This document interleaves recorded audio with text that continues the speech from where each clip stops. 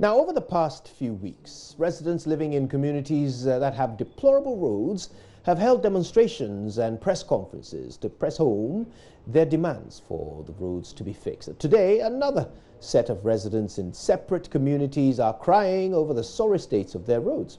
Let's begin in the central region.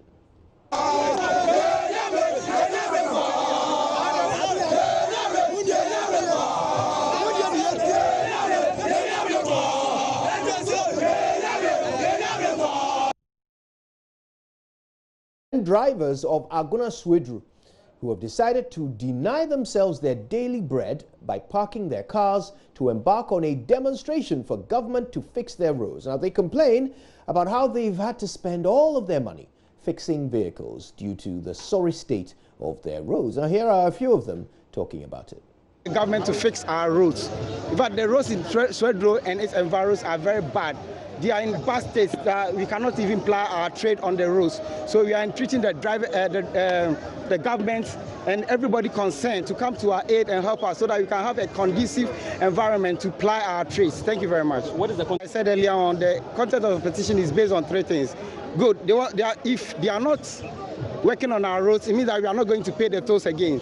Secondly, we know the roads to be fixed in the sense that we don't want it to be tarred. We don't want anything like filling of potholes. That one is causing a lot of accidents. Even last week, there were 2 accidents on this road, and this thing, we cannot sustain it. We are looking for good roads. Swedru deserve better. Good. Good. When you were coming from Accra, just after Winneba Junction, you see that the road was very bad through all the towns over here. There are potholes everywhere, and we cannot ply our trade such like that. Passengers are crying, drivers are crying. We are spending all our money on spare parts, so it's very bad. It's very bad, actually. Please just take me through the context. It's based on the thematic areas that I mentioned earlier on. So without the tolls, we are not going to pay anything. And we want the government to come to our aid, fix the roads, tar the roads, because these roads were started and they were supposed to be finished. We don't know why now it is getting very bad each and every day. Good. I'm William Ejame, the secretary to the group. Thank you. Aha, adia ye no. Adia asundwe adia ye. Yakwa nyina se didada. Yaka wasema mun kase ho. Kwani na se. Yakasa ukoto so scrapper. Azobe guga se a. Eni bo se boso bisum mienu kwendu. What government na wo be sin kono from Afransi into Apam Junction. Ekwenu na wa ye wi a. E wo se woni quota na gabus woni ere wodu gusu. And the government we buy a. O se obi a ye kwan bia oyere oja. E se oja 3 years ni next 2020 was here to Amabim. When you come here, get to Adisha Casa, and yes,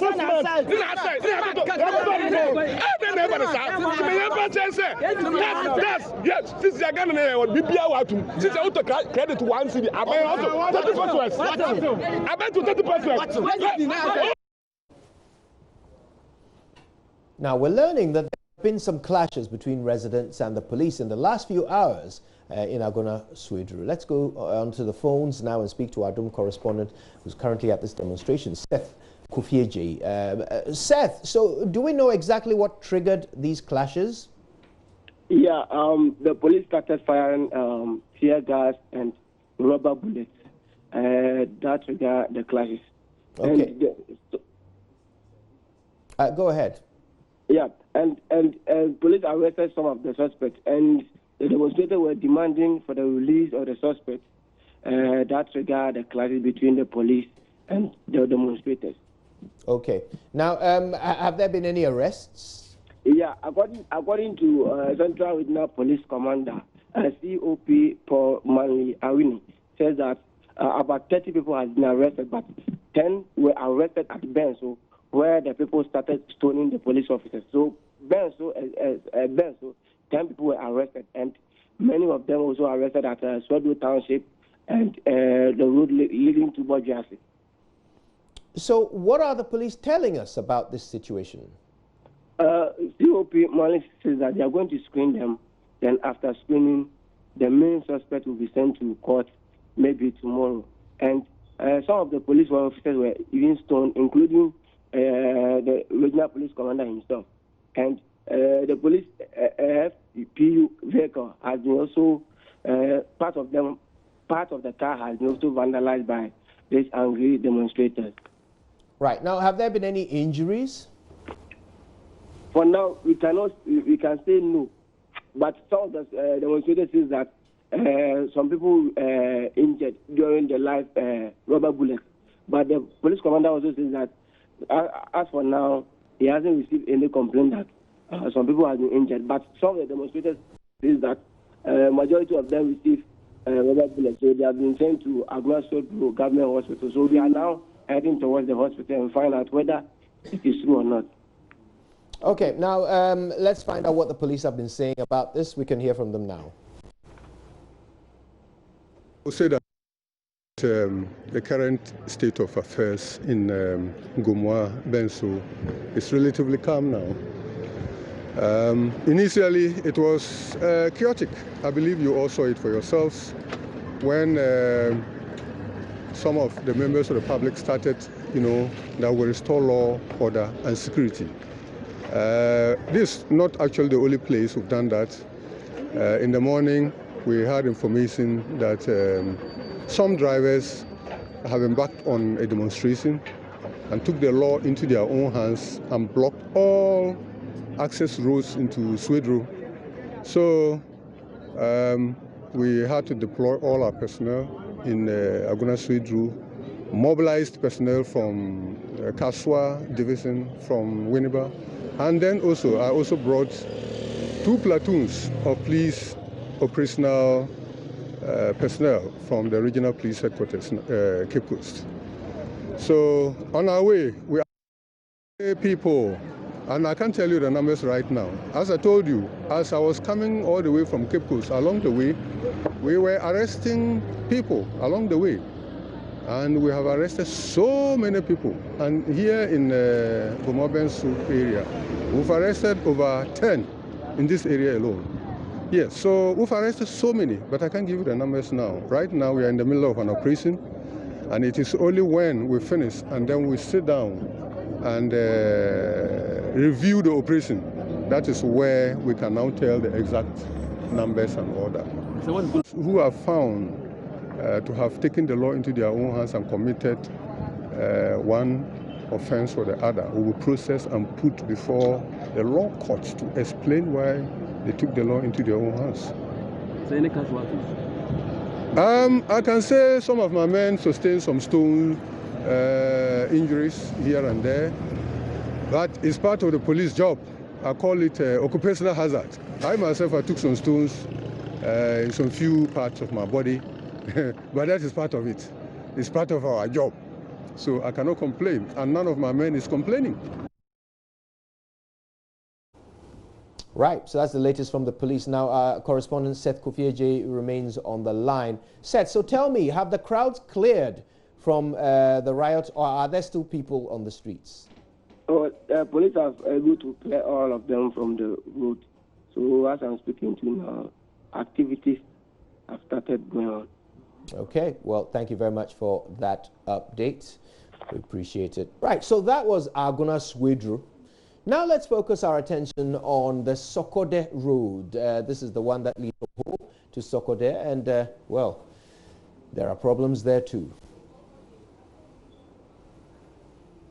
The 10.5 kilometer stretch was awarded to China Railway No. 5 Engineering Ghana Limited in mid-2016.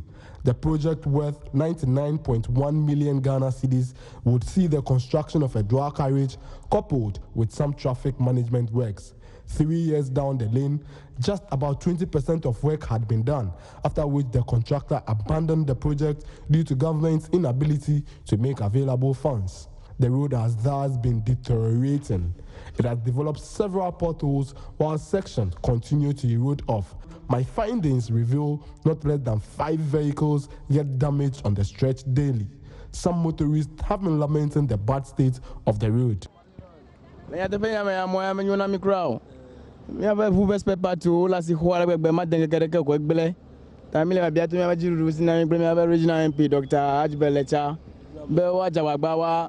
Regional Minister, Wajawagba, Pomogwana Mile Yipiareme. Moya, Yamagrabo, Moya Trozu, Nane, Yikabe, Mia driver, le fukpe ma le gbegbe emi ƒle bodzo inte gba kaka kɔsira ve kɔsira tɔ ko vɔ bodzo inte apete kaka tanyema gbe mi kuku ɖem ne dziɖuɖua ya nye wo memele tame kuku ɖem na wo be no wu emɔ ne mia vota ɖe dzintɔ yi ke be wodo miaƒe eta ɖe dzi kple suba mo ga like me more. Side of this road has been a very it's a threat to our life, as I say. We've been using this road for years. This is one of the major roads that leads to whole capital town. As a road leading to a capital town, I can tell you all the capital towns in Ghana, the former 10 that I know, this is the worst of it all that I know. This can tell you right from Asikuma Junction to here, no car owner would like to put his car on this road because potholes everywhere, and you can see things for yourself. Very bad road.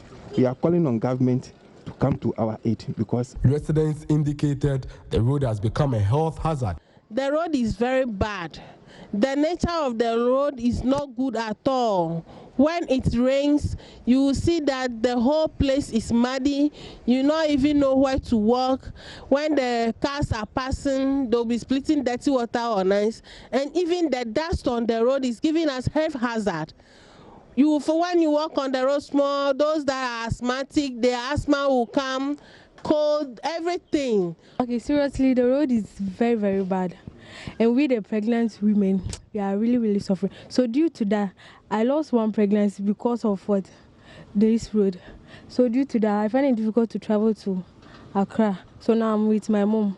Because the road is no good, I can't travel. Several promises made by government appointees to fix the road are yet to be fulfilled. With the president scheduled to start a tour of the region, residents are envisaging another promise. However, a lead campaigner of Fix Volta Roads, lawyer Andrews Adugu, warned against any knee-jerk actions towards fixing the road.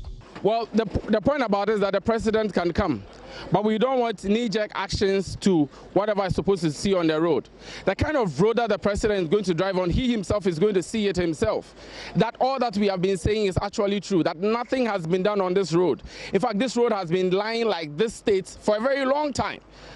And we are receiving so many promises. This time, we want him to come with the contractors on site. We want to see action when the president hits the ground. We don't want any more promises. They have said they have the money to pay the contractors.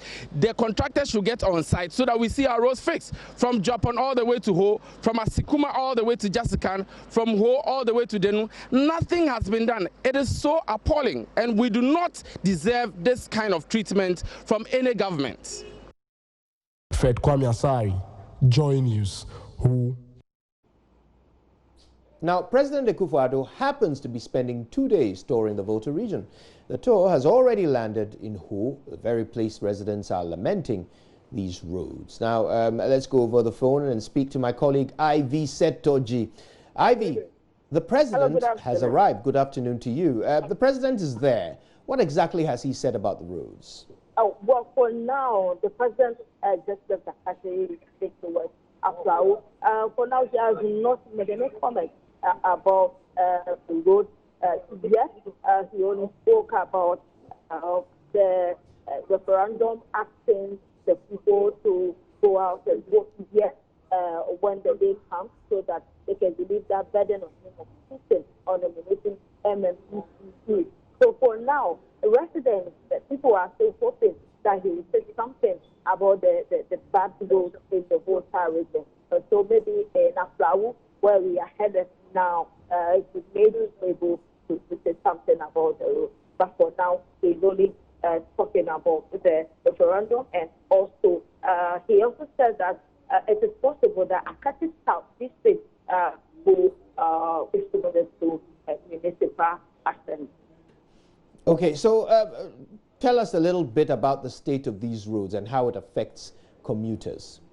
Okay, so when you look at the Deplorable road, it's getting worse. It's really bad now, especially when it rains. The motorists and cars are able to pass there. And when you are going from, when you stay around Midway or Deplorable and you are coming for the movement or you want to go, taxis are able to take you also the nature of the road. When we see that even for them to really bad, the residents are education, they want the road to as soon as possible. They don't want it to be another something common to any of the political parties. All the ones is the bad road in the road region should be fixed. Even the road from Asawu to Ho is also not in a good shape. So, Ivy, do we know where the president is going next on this tour? Yes, so now we are going to, the president is heading to Aflawu to meet the chiefs and people of Aflawu in the Kete South municipality. So it's going to be a debate where he's going to address the chiefs and people of Aflawu. Tomorrow he continues to Maoli and then to the North District. So for now, he's on his way to Aflawu. Ivy Setoji, thank you so much for that update. We'll stay with you for the duration of the president's visit, of course, for constant updates. We appreciate you. Right, now, from one terrible road to another. Let's look at the Ningo Pram Pram constituency now, where roads are causing residents to say that some people who used to live in the area have been forced to flee their homes as they're terrorized by robbers who continue to take advantage of the bad roads that have developed. What could be best described as ponds, gullies, and deep holes by residents are what is causing these problems. Maxwell Agbagba has learned some more. Here's this report. Issues. I was under attack a number of times at the place. On one occasion, armed robbers came to the area, went to my neighbor's house, broke in and shot the woman in the house. From there, they moved to my apartment, tried several times to break down the door and come in at around 1 a.m. The robbers had enough time to rob my neighbor, take out the voice of a banker, Prince Ejay, who formerly lived at PS Global. He abandoned his residence after many attempts by robbers to break into it. His neighbor was shot. That compelled him to move out of the house he bought. He says he felt helpless and too scared to continue living there. Unlike Prince, another resident, Bernard Anan Butchie, couldn't afford to leave his house after armed robbers pointed a gun on him, his pregnant wife, and 2 children.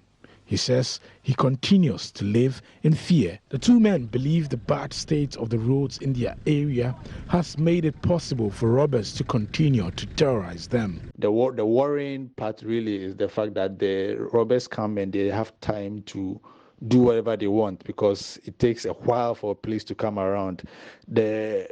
The distance from PS Global to the main road is just about 5-6 kilometers, but because of the nature of the road, something that should take you maybe 5 minutes or less, you need about 20 or half an hour. Ni Alote is the president of the Residents Association. He says some commercial drivers in the community refuse to work anytime it rains. The last 3 days, the rain, the heavy downpour, I mean, you can't imagine. No car is coming here. If you pick a taxi from Deplorable Junction and you ask them that you are coming to PS Global Court, they will not bring you. They will tell you they are not going. They are not going to use the road. I have to use a 4-wheel drive. My small car is parked. I can't use it. Every year we buy latrite, get a grader to help us grade it. We want government to come to our aid. But they've been attacking the downside where we call the Gate 1, the Love Hill, and then the Global. Innocent Agbavo is a driver at the PS Global taxi rank. He says commercial drivers in the area spend a lot of money to repair damaged parts of their cars. It depends from car to car. I use the small Kia.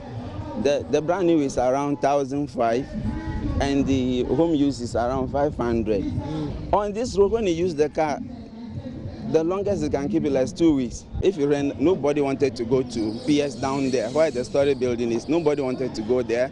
Seth Sovo is a resident of PS Global. He's appealing for the roads to be fixed. We want the government, the authorities around to help us fix this road. In fact, the number of houses here, if this road is done, it could divert traffic from the main road through the side down to Pung and then to Tor. And then to Tema, you would reduce the traffic.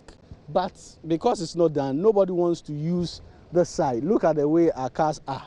It's affecting our cars. You have to go to shop everywhere. When JoyNews contacted the Pram Divisional Commander, ACP Doji Hoji, he stated there are security implications for the terrible state of the roads at PS Global. He says the bad roads are a major reason for the attacks.